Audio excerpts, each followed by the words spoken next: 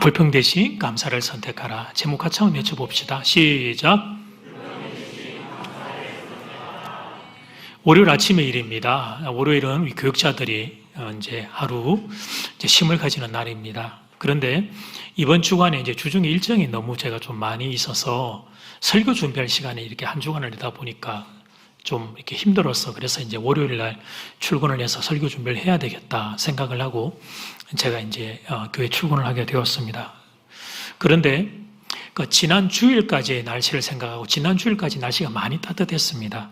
그래서 얇은 난방 하나만 딱 걸쳐 입고 제가 이제 가방 들고 이제 교회를 향해 나섰습니다. 그런데 이번 주간 월요일 아침에 온도가 확 떨어졌거든요. 그래서 깜짝 놀랐습니다. 추위가 이렇게 확 느껴져서 이거 잘못하면 감기 오겠다 이제 그렇게 생각을 하게 되었는데 제가 그렇게 몸으로 마음으로 느꼈을 때 제가 다음에 두 가지 소개를 할 텐데 다음에 둘 중 어떤 반응을 했을지를 여러분이 한번 맞춰보는 것입니다.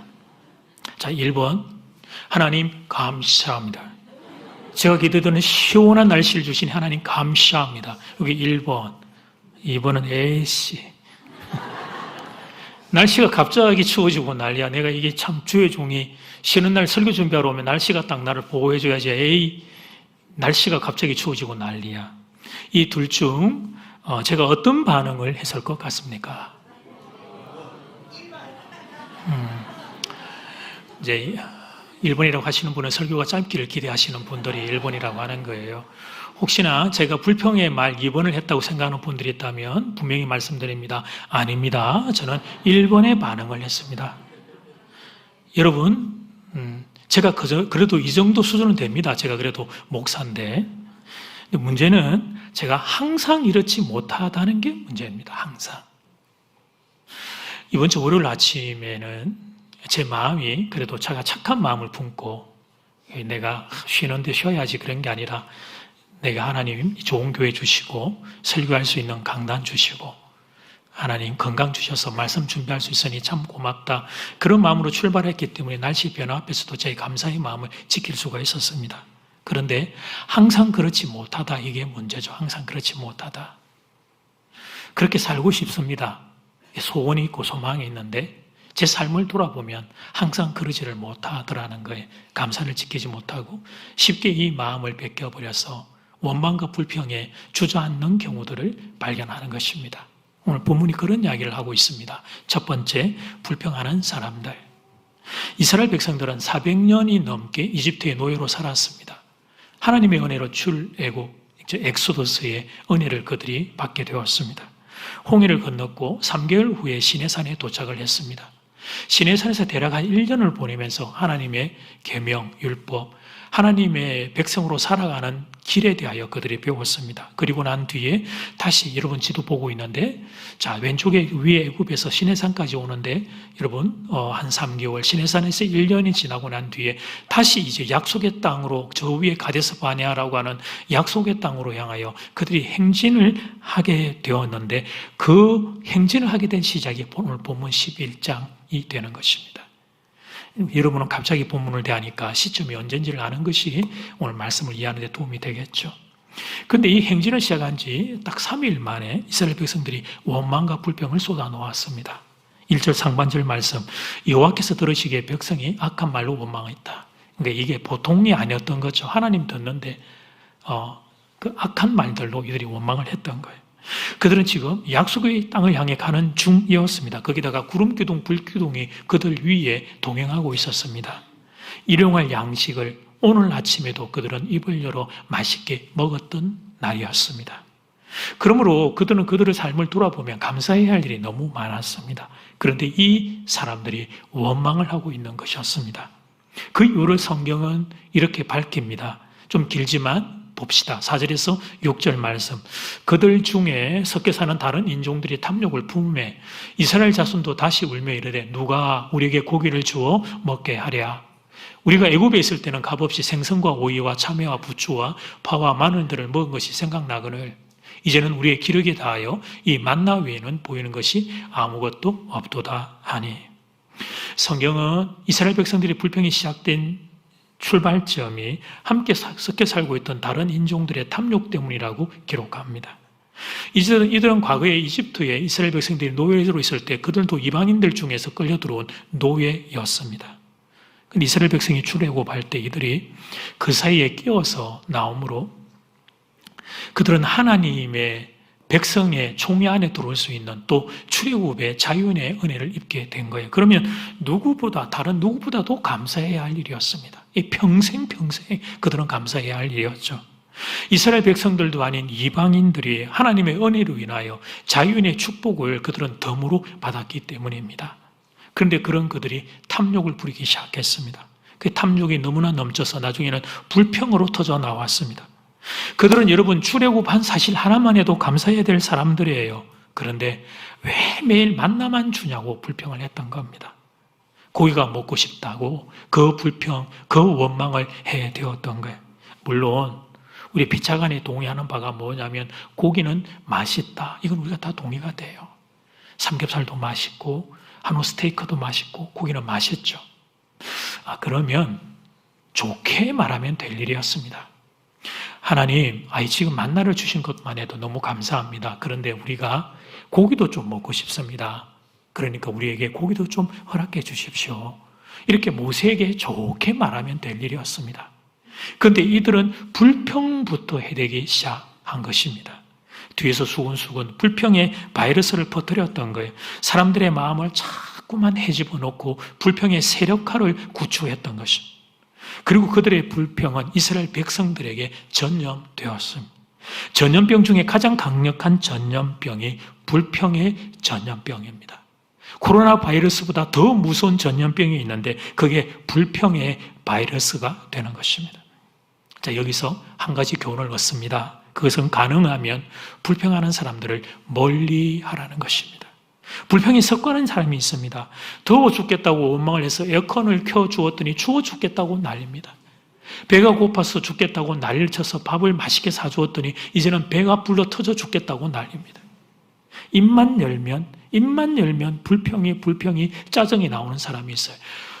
왜 그렇게 짜증을 하는지 모르겠어요. 식당을 데리고 가면 이 식당은 이래서 싫고 저 식당은 저래서 싫고 그 원망이 불평이 섞어낸 사람이 있어요. 그래서 할 수만 있다면 이 사람을 멀리 해야 하는 것입니다. 10절 말씀, 이스라엘 백성의 온 종족들이 각기 자기 장막문에서 우는 것을 모세가 들으니라. 이러므로 여호와의 진노가 심히 크고 모세도 기뻐하지 아니하였다. 다른 인종들이 불평을 하기 시작하자 이스라엘 백성에게 전염되어 이스라엘 백성들도 덩달아 불평을 하기 시작했습니다. 이 어리석은 인생들, 심지어는 각기 자기 장막문, 자기 집에서 가족들과 함께 같이 불평을 하다가 그게 그냥 감정 조절이 안 돼가지고 막 우는 지경까지 갈 정도가 돼버린 거예요. 이럴 거라면 뭐하러 우리를 출애굽시켰느냐는 것입니다. 이럴 거라면 우리를 그냥 차라리 애굽의 노예로 두지 왜 자유인 만들었냐고 이 어리석은 원망을 하고 있었다는 거예요. 두 번째 교훈은 불평의 전염성입니다. 좋은 일은 소문이 잘 나지 않습니다. 나쁜 일은 소문이 얼마나 잘 나는지 모릅니다. 용서하고 들어주세요. 제가 몇 번 말씀드렸지만 그냥 비유로 이 예를 드는 건데요. 제가 여러분 잘생기지 않았다는 것을 알지만 그래도 제가 잘생겼다는 말을 여러분과 함께 웃자고 그냥 여러분 말씀을 드렸습니다. 그러면 부산 땅에 그래도 좀 소문이 날 줄 알았습니다. 근데 소문이 안 납니다. 다른 교회 집회를 가면 찾아와서 인사를 하는 분이 계셔요. 저 안다고. 그 권사님께서, 그 교회 권사님이, 집사님이 우리 교회 지인이 있다고, 친구가 있고, 뭐 아는 분이 있다고. 그러면 아는 분이 있으면 들었을 거 아니에요. 우리 목사님은 잘생겼다. 안 잘생겼는데 잘생겼다는 이야기를 한다. 최소한 이런 이야기는 들었을 텐데 전혀 그런 이야기는 없어요. 반면 나쁜 소문은 얼마나 빨리 번져가는지. 다른 지역의 다른 교회에 좋은 이야기는 우리가 몰라요. 그런데 어쩌다가 다른 지역의 다른 교회에 안타까운 이야기는 여러분 왜 우리가 그렇게 잘 아는지. 가정생활을 예로 들어봅시다. 어느 누구도 기분 나쁜 하루를 시작하고 싶은 사람은 아무도 없습니다. 그런데 예를 들어서 그날은 그 아침에 그 가정의 아내가 짜증을 냈어요. 그 짜증이 전염되기 시작했습니다. 남편의 기분이 그냥 꽝이 되었습니다. 그 가정의 자녀들의 기분이 꽝이 되었습니다. 행복할 수 있었던 가정의 그 하루가 그만 불평의 늪에 빠져버리게 된 것입니다. 사람들이 이렇게 주장합니다. 그때 내 기분인데 내 마음대로 표현하는 게 뭐가 잘못이냐고. 내가 내 기분대로 내 마음대로 말하는 게 뭐가 잘못이냐. 어리석기 짝이 없는 사람입니다. 사람은 혼자 사는 존재가 아닙니다. 우리는 공동체로 함께 살아가죠. 내가 옆에 사람에게 영향을 받듯이 나도 내 옆에 사람에게 지대한 영향을 미치게 되는 것입니다. 그래서 불평의 말이 들려올 때 할 수만 있다면 조용히 슬그머니 그 자리를 피해 떠나는 게 좋습니다. 그리고 나도 불평의 말을 하지 않도록 조심하는 겁니다. 나의 불평이 다른 사람의 영혼에 치명타를 입힐 수 있기 때문에 그런 것입니다. 특별히 부모님들은 자녀들 앞에서 이 사실을 주의해야 합니다. 자녀들을 진정 사랑한다면, 자녀들의 인생이 하나님의 날개 아래 축복을 누리며 사는 걸 보기를 원한다면 자녀들 앞에 감사를 말하고 감사를 가르치는 부모가 되어야 할 겁니다. 우리가 앞선 선배가 부모가 원망의 말과 불평의 말을 하면 우리의 약한 어린 연약한 자녀들과 신앙의 후배들은 그 불평이 여지없이 물들며 무너지게 되는 것입니다. 사는 여러분, 저와 아내 저희 부부를 보면서 여러분들이 느끼는 게 하나 있을 겁니다. 그것은 저희 부부가 잘 웃는다는 것입니다. 그것도 저희가 웃을 때는 위아래 이빨을 다 내보이면서 웃습니다. 제가 한번 시연해 보겠습니다. 끔찍해도 참아주시기를 부탁을 드립니다. 네.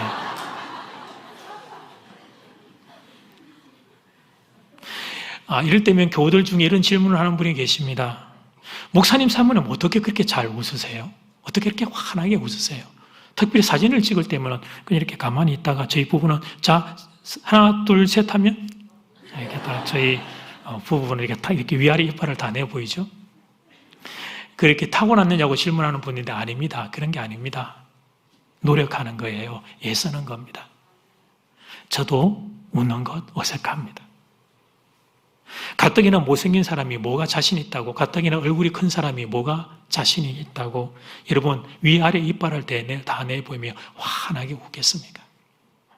여러분에게 기쁨을 드리기 위해서 노력하는 겁니다. 정말 좋은 것을 여러분에게 나눠드리고 싶은데 제가 가진 게 없으니까, 제가 실력이 이것밖에 안 되니까 최소한 목회자로서 교우들에게 웃음이라도 전해주고 싶은 거예요. 제가 당신을 좋아합니다. 당신을 사랑합니다. 그 마음을 웃음을 통해서라도 보여주고 싶은 겁니다. 서양의 속담 중에 이런 말이 있습니다. 자막을 보시면 행복은 감사의 문으로 들어와서 불평의 문으로 나간다. 같이 시작. 행복은 감사의 문으로 들어와서 불평의 문으로 나간다. 감사하면 행복이 들어옵니다.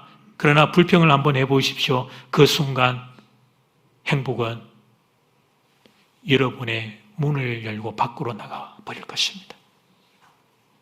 정말 맞는 말이에요. 정말 맞는 말이에요. 40년, 40세 미만은 양해하고 좀 들어주세요. 40년 전에 한국과 비교하면 지금 대한민국은 너무 살기 좋은 땅이 되었어요. 다 놔두고요. 계절적으로 지금 하나만 생각해 봅시다. 난방시설만 생각해도 그렇습니다. 40년 전에는 연탄 보일러 사용했습니다. 아니, 아궁이에 그냥 연탄 넣어가지고, 그렇죠. 2개씩 이렇게 위아래로 해가지고, 그렇게 불을, 이렇게 난방을 하던 시절이 있었어요. 그래서 연탄가스 중독이 요 시즌부터 시작해서 겨울마다 신문기사에 흔치 않게 나오곤 했습니다. 저도 살짝 연탄가스가 왔다 간 적이 있어요. 그래서 외모가 이렇게 안 좋아진 거예요.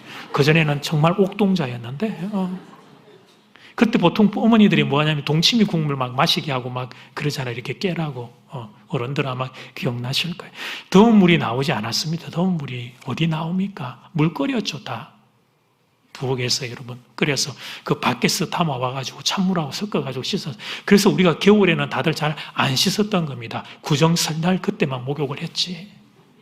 그러니까 여러분 애들이 어릴 때 보면 이게 안 씻으니까 손이 거북이 등짝처럼 쭉쭉 갈라지고, 이건 여러분 추워서 갈라진 게 아니고 피부염으로 갈라진 사진밖에 제가 못 구했는데 옛날에는 추워가지고 애들 손이 쩍쩍 갈라졌어요. 그래서 그거 막 바르고 턴거 바르고 그랬어요.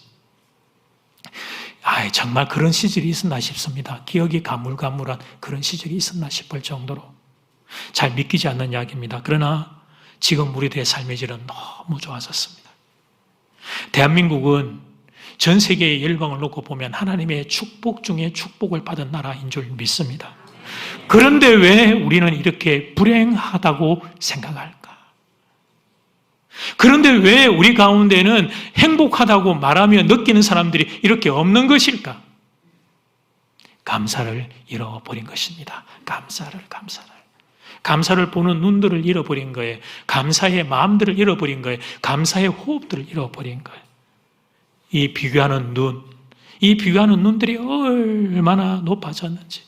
비교하는 눈은 천리안입니다. 천리안. 남들이 어디 갔다 왔더라. 남들이 뭐 입었다고 그러더라. 남들이 어디 가서 식사고 하고 왔다고 그러더라. 이런 쪽으로는 천리안처럼 발견되어서 비교하면서 자기를 우월하고 초라하게 느끼는 이 어리석은 인생들. 눈으로 늘 비교합니다. 입으로는 늘 불평합니다. 그러니까 이 마음이 행복할 도리가 없는 것입니다. 감사가 회복되기를 축복합니다. 두 번째, 그래서 감사를 선택하라. 시작. 불평하는 사람의 특징은 제가 만나서 이야기를 해보면 자기에게 있는 걸 못 봐요. 자기에 있는 것의 그 귀함을 깨닫지를 못해요. 목회자로서 저는 웬만하면 잘 코칭은 안 하려고 해요. 본인이 깨닫기를 원하는데 그건 정말 그걸 못 봐요. 그 대신에 언제나 나에게 없는 거, 이런 것 저런 거 없는 것 때문에 불평하고 원망을 해요. 6절 말씀. 이제는 우리의 기록에 닿아요. 이 만나 외에는 보이는 것이 아무것도 없도다 하니. 그러니까 이 만나 외에는 이 만나를 비참하고 초라하고 아무것도 아닌 것처럼 말하죠. 이게 얼마나 큰 축복인데, 하나님의 만나가. 이 인간들이 이 만나가, 이거 만나, 이게 쓸모도 없는 거, 이런 식으로 말을 하는 거예요. 이스라엘 백성들의 본문에 있어서의 가장 큰 문제는 뭐냐면, 그들이 광야에 있다는 게 아니었어요. 그들이 감사를 잃어버렸다는 것이었어요. 그들은 지금 누리고 있는 축복을, 이 하나님의 축복을 축복으로 보지를 못하는 것입니다. 이 하나님의 축복 만나를 보잘것없다, 이까짓 것, 이런 식으로 우리말로 표현하면 이런 식으로, 이런 뉘앙스로 표현하고 생각을 했던 거예요. 그런 거예요, 여러분. 불평의 늪에 빠져버리면 사람은 다 그렇게 되는 거예요. 불평이 우리에게 가져다주는 가장 큰 저주가 뭐냐면 지금 현재 내가 누리는 축복을 보지 못하게 만드는 것입니다. 이스라엘 백성이 홍해를 건넜을 때 축제였습니다. 이스라엘 백성들은 처음 만나를 받았을 때 행복해 노래를 부르실 거예요. 여러분 그림 하나 보세요. 만나를 받아가지고 가족이 행복해하며 감사해하며 저 만나를 취하고 대하는 모습이에요. 그런데 지금은 왜 만나만 주냐고 불평을 합니다. 왜? 출애굽에 대한 감사도 없고 만나에 대한 감사도 없어요. 그저 불평과 원망이 이들의 그냥 마음과 생각과 눈과 입을 그냥 다 덮어버리고 있는 거예요. 사랑하는 여러분, 여러분이 광야에서 벗어나기를 원한다면 잘 들으십시오. 그러면 불평을 멈추어야 합니다. 광야는 다른 곳이 아니에요. 불평이 내 마음을 잠식한 곳, 그곳이 광야가 되는 것입니다. 환경이 아무리 좋아도 필요 없어요. 내 마음이 딱 불평에 사로잡히게 되면 그러면 내가 서 있는 그 환경이 아무리 좋아도 그곳은 광야가 되는 것입니다. 행복한 가정의 사진을 좀 한번 보여드리겠습니다. 외국 가정의 사진인데요. 저 가정이 행복하기 위한 조건들이 있습니다. 첫 번째로 가족들이 건강해야 합니다. 두 번째로 추운 겨울을 따뜻하게 지낼 집이 있어야 합니다. 세 번째로 일용할 양식이 있어야 합니다. 세 가지를 가지고 축복합니다. 여러분에게 이 세 가지의 복이 있기를 축복합니다. 건강의 복이, 따뜻한 집의 복이, 그리고 일용할 양식의 복이 여러분에게 있기를 주의 이름으로 축복합니다. 그런데 마지막 네 번째, 이게 가장 중요합니다. 이 세 가지가 있어도 이 가정이 행복하기 위해서는 가족 중에 불평하는 사람이 없어야 한다는 것입니다. 가족이 건강해요. 좋은 집이 있어요. 대로가 같은 집이 100평짜리 복층 아파트가 있어. 일용할 양식 만나도 그냥 아침, 점심, 저녁으로 그냥. 그런데 늘 불평하는 사람, 돌아가면서 불평해. 그러면 그 가정은 행복할 수가 없는 것입니다. 감사가 흐르는 가정이 되어야 합니다. 감사가 능력되는 가정이 되어야 합니다. 감사가 실력이 되는 가정이 되어야 합니다. 그럴 때 그 가정은 행복할 수 있는 것입니다. 여러분의 가정이 그리 되기를 축복합니다. 여러분, 선택을 하잖아요. 우리가 선택도 습관입니다. 훈련입니다. 연습입니다. 동일한 상황에서 어떤 사람은 불평을 자꾸 선택해요. 그런데 어떤 사람은 감사를 선택하기 위해 노력합니다. 선택은 습관입니다. 습관은 훈련이고 연습이라는 거예요. 몸부림이요, 애씀이에요. 씨름하는 거예요. 그리고 그 선택이 모여서 결국은 그 사람의 실력이 되는 거죠. 그 사람의 인생의 실력이 되는 거예요. 그 선택들이 모여서. 그런데 사람들은 이 말씀 앞에 이걸 자꾸 기질의 문제로, 불평하고 감사하는 것을 기질의 문제로 구분해서 밀어내고 변명하고 핑계를 대려고 해요. 나는 기질적으로 좀 시니컬하고 나는 좀 기질적으로 말하는 게 약간 좀 그렇게 한다. 아닙니다. 그렇게 도망치면 안 됩니다.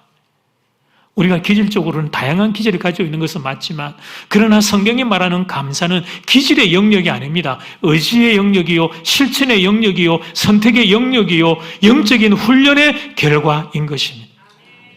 내 인생에 여러분 정말 행복하고 싶다면 인생에 귀하고 소중하고 가치 있는 것 중에 훈련 없이 얻을 수 있는 게 어디 있어요? 훈련을 해야 합니다. 감사를 선택하기 위해 훈련을 해야 돼요. 몸부림을 쳐야 되고 이를 악물어야 돼요. 불평이 나올 때 말씀을 기억하고 딱 한 번 한 호흡 멈추고, 내가 감정적으로는 감사가 안 되지만 말씀을 기억하고 사랑하는 가족들이 있는 자리에서 아내에게, 남편에게, 부모님에게, 자녀에게 감사합니다, 이 말을 하기 위한 선택, 그것이 우리의 삶에 반복되고 쌓여가야 한다는 것입니다. 그럴 때 그것이 모여서 그 사람의 실력이 되는 거예요. 힘이 되는 거예요. 그리고 그 실력과 행복 뒤에, 그 실력과 선택 뒤에 행복이라고 하는 열매가 따라오는 것입니다. 언젠가는 한번 먼 지역에 장례식을 섬기러 가게 되었습니다. 지금 우리 교회 교우들이 많아서 제가 먼 지역을 좀 갈 수가 없는 이제 형편인데, 그때 이제 아마 초기에 제가 이제 그랬던 기억이 나요. 한 4시간 이상, 한 5시간 정도 걸리는 먼 거리에 이제 스타렉스를 타고 이제 가게 되었어요.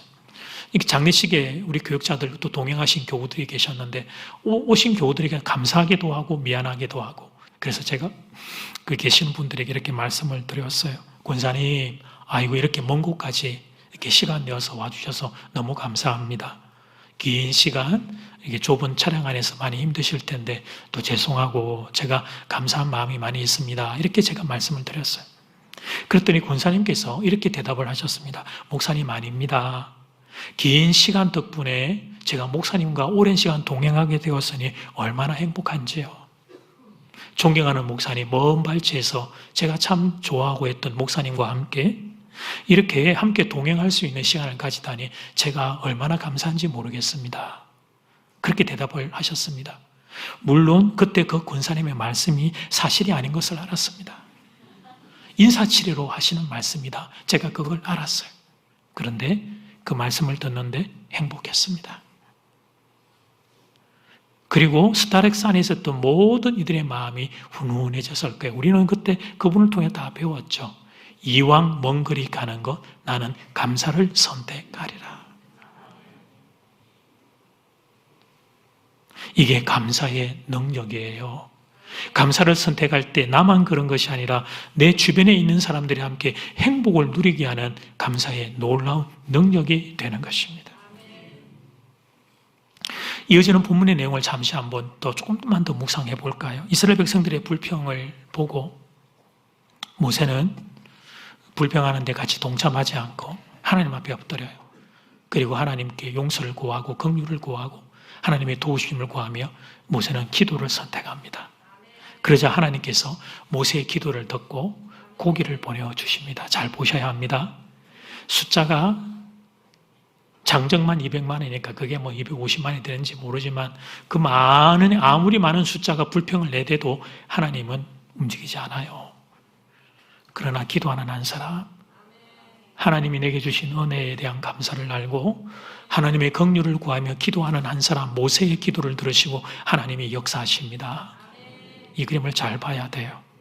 31절 말씀, 바람이 여호와에게서 나와 바다에서부터 메추라기를 물어. 그러니까 이 해풍을 타고 이게 메추라기가 진영 이쪽 저쪽 꼭 진영 사방으로 꽉 채운 다음에 각기 걸어서 하루길 되는 지면 위에 2규빗쯤에 내리게 한지라.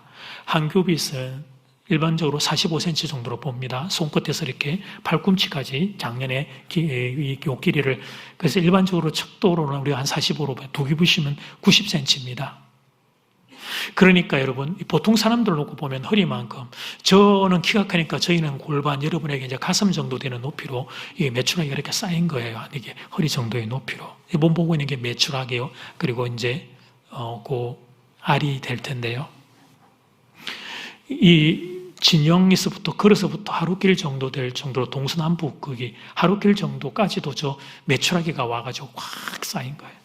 여러분 별로 감동을 안 받을 줄 알았어요. 왜냐하면 메추라기를 제대로 구워 먹어본 적이 없거든. 그러니까 이건 이렇게 바꿔야 돼요. 치킨 말이에요, 치킨. 여러분 어떤 브랜드, 제가 브랜드 이야기할 수는 없어요. 그러나 종목은 이야기할 수 있어요. 프라이드, 깐풍, 양념, 뿌린꼴, 마늘, 뭐 요즘 뭐 젊은이들은 그 메뉴가 너무 다양하고 많더라고요. 그 바삭바삭하고 적절한 게 그게 양념이 돼 있는 녀석들이 여러분 지금 여기뿐만 아니라 그래서 하루길 정도 되는 거리까지 그냥 그게 쫙 깔려 있다고 생각을 해봐요. 할렐루야지, 할렐루야. 주일학교 애들은 난리가 났을 거예요. 참, 그러니까 우리 하나님은 이 유머 감각도 얼마나 뛰어나신지. 고기를 찾으니까 고기 중에 진짜 여러분 그냥 메추라기 생각하니까 그게 맛있는 걸 몰랐던 거죠. 가장 좋은 것으로 그렇게 주셨어. 근데 여러분 도대체 누가 이런 일을 한 겁니까? 우리 성경에는 바람이 불어서 메추라기가 날아왔다고 기록하고 있죠. 해풍을 타고 이 메추라기가 이렇게 보면 내륙으로 들어오곤 하는데 그때 그들이 그냥 상상할 수 없을 정도의 바람을 타고 이렇게 메추라기들이 다 몰려왔던 거예요. 그런데 정확한 번역은 하나님의 바람이 분 것이었습니다. 하나님의 바람, 성령의 바람이. 성경을 다시 한번 보십시오. 바람이 어디에서 나왔습니까? 바람이 여호와에게서 나와 바다를 통해서 왔다 이렇게 기록해요. 그러니까 이 구슬이 가지는 의미는 신학적 안에도 우리는 다 알 수 있어요. 하나님의 바람을 상징하는 거예요. 성령의 바람을 상징하는 거예요. 하나님의 바람이 불어오면, 성령의 바람이 불어오면 내가 상상할 수 없는 은혜가, 내가 상상할 수 없는 하나님의 복이 그 자리에 부어지는 것입니다. 그러므로 사랑하는 교회 여러분, 이스라엘 백성들처럼 불평하면 안 되겠습니다. 대신에 모세처럼 기도할 수 있기를 축복합니다. 지금까지 은혜를 주신 그 하나님을 기억하고 여기까지 인도하신 하나님의 은혜에 대한 감사의 마음을 가슴에 안고 지금도 백성들이 이렇게 불평하고 원망해서 하나님 앞에 나아가 구하는 게 너무나 죄송하지만 그러나 긍휼에 풍성하신 하나님을 바라보고 하나님 이번에도 긍휼을 베풀어 주시옵소서, 은혜를 베풀어 주시옵소서 그렇게 기도하는 사람들 되기를 원하는 것입니다. 하나님은 긍휼 베풀기를 절겨워하는 분이십니다. 그러니까 모세는 하나님의 아름다움에 이 속성을 알았던 거죠. 민수기 6장 25절에서 26절 말씀 시작. 여호와는 그 얼굴을 내게 비추사 은혜 베푸시기를 원하며 여호와는 그 얼굴을 내게로 향하여 드사 평강 주시기를 원하노라. 아멘. 여러분의 하나님은 은혜 베푸기를 원하는 하나님입니다. 그러니까 불평하기를 멈추고 긍휼의 하나님을 향하여 은혜 사모하는 기도의 용사들 되기를 축복합니다. 여러분 이스라엘 백성들과 모세의 차이가 뭡니까? 모세만 혼자서 꽃길을 걷고 있는 게 아니에요. 다른 길을 가는 게 아니에요. 모세도 이스라엘 백성들과 똑같이 광야의 길을 걷고 있는 중이었습니다. 그런데 이스라엘 백성들은 상황과 환경만 보고 불평하고 원망하는 그런 습관들만 가지고 있어요. 그런데 모세는 하나님을 보았어요. 하나님을 보는 습관을, 하나님을 보는 실력을 갖추었던 거예요. 우리의 하나님은 내게 은혜 베푸시는 하나님, 은혜 베풀어 주신 하나님, 또 은혜를 베풀어 주신 하나님, 하나님에 대한 그 긍휼의 시선을 가지고 있었던 거예요. 그게 모세의 실력이었습니다. 이 시간 여러분을 축복합니다. 모세처럼 되시기를 바랍니다. 광야에서도 하나님을 볼 수 있는 분들 되기를 바랍니다. 그래서 그냥 불평하다가 원망하다가 무너지는 인생이 아니라 감사로 기적을 경험하는 분들 되기를 소망합니다. 불평하다가 좌초하는 인생이 아니라 감사로 행복을 누리고 행복을 전하는 인생들 되기를 주 이름으로 축복합니다. 결론입니다. 오늘 교회 이제 여러분 들어오실 때 과일 이렇게 막 쌓이는 거 보셨죠? 동참하신 분들에게 하나님의 귀한 복이 있으리라 믿습니다. 청년들은 이제 그거 들고 밑에 지금 지하실에서 포장하고 있습니다. 바구니에 담는 포장을 하고 있어요. 좀 이따가 봉헌할 때 우리가 들어올지 모르겠는데 여러분 이제 봉헌하면서 같이 바구니가 들어온 걸 보면 만들어진 걸 보면 그냥 아주 예쁘고 쉬워 보이지만 그러나 그걸 만드는 거 쉽지 않아요. 왜냐하면 그 바구니 안에 그 과일들 예쁘게 잘 이렇게 맞추고 또 그렇게 또 비닐로 덮고 포장하는 것은 참 힘든 일입니다. 근데 그 힘든 작업을 우리 교회의 청년들이 합니다. 제가 시킨 게 아닙니다. 제가 시킨 게 아닙니다. 청년들이 추수감사절에 이 좀 섬김을 하고 싶은데 해도 되겠냐고 먼저 본인들이 이렇게 문의가 들어왔어요. 그래서 당의 장로님들과 함께 너무 좋은 일이다 그렇게 하자라고 해서 이번에도 또 하게 된 거예요. 감사하고 또 감사한 일이 아닐 수 없어요. 우리 청년들이 감사를 하는 청년들이라는 사실, 그리고 감사를 이웃에게 나누어 주고 싶어하는 이 청년이라는 사실, 정말 감사하고 감사한 일이 아닐 수 없습니다. 청년들이 많이 있는 것도 감사하지만 저는 그보다 더 이 착한 청년들이 우리의 청년이라는 게 얼마나 감사한지 모르겠어요. 하나님께 영광과 감사를 올려드립니다. 사랑하는 여러분, 감사를 선택하는 분들 될 수 있기를 바랍니다. 그러면 우리가 기대한 적이 없는 하나님의 은혜를 경험하게 될 거예요. 감사는 작은 것에서부터 시작하는 거예요. 어젯밤에 잠을 잘 잔 것에 대해 감사하십시오. 눈을 참첨탕 열고 떴을 때 내 스마트폰 잘 있냐? 그건 좀 그만 천천히 보고 제발 좀 부탁해요. 좀 습관을 만들어봐요. 입을 열어봐요. 하나님 감사합니다. 잘 자게 해주시고 내게 오늘 호흡 주셔서 오늘 하루를 살게 해주시니 감사합니다. 내게 가족이 있는 것을 감사하십시오. 오늘 내가 내 힘으로 교회를 걸어와 앉아 예배드리는 것을 감사하십시오. 감사는 작은 것에서부터 시작하는 거예요. 작은 것에 감사하지 못하는 사람은 어떤 좋은 것을 주어도 감사할 줄 모릅니다. 사랑하는 부모님 여러분, 저는 자녀들에게 감사의 훈련을 꼭 시키시기를 부탁드려요. 감사는 버릇을 키워줘야 돼요. 자칫 잘못하면 그 훈련과 연습이 되지 않으면 불평만 하는 괴물이 될 수 있습니다. 여러분 추수감사절을 맞이하며 주의 종이 제가 여러분에게 두 가지를 늘 좀 부탁드리는 첫 번째가 감사한 건 제가 1,000원 안 해도 돼요. 100원 해도 되고 봉투 안에 비어 있어도 돼요. 제발 좀 가족들하고 모여서 멈추어서서 한 해 동안 하나님 앞에 감사에 대한 것들을 한번 기록하는 시간을 가지라고 하는 것은 감사의 훈련을 내가 부모인 내가 요즘 자녀들에게 그거 잘 안 되니까 교회를 통해서라도 그런 시간을 가지시라고 이 길을 깔아드리는 거죠. 영적인 훈련의 길을. 과일 바구니도 마찬가지예요. 여러분 우리 교회가 충분히 우리 교회로 힘으로 이런 이웃들 돕는 일 다 합니다. 그런데 교회에 올 때 자녀들 손잡고 검정 비닐에 감 한 알, 사과 한 알 이라도 하나님 앞에 감사하며 들고 오는 감사의 훈련들, 그 습관들을 이 시간들을 통해서라도 우리가 잃지 않고 좀 간직하고 붙잡아 나가기 위해서 이리 하는 겁니다. 자녀들만 그런 게 아니죠. 영적인 부모로서 장년 성도님 여러분에게도 이 감사의 습관과 훈련이 남아있기를 위해서 제가 이렇게 여러분에게 부탁하고 이 사역들을 하고 있는 것입니다. 감사를 모르면 어떤 인생도 행복할 수 없어요.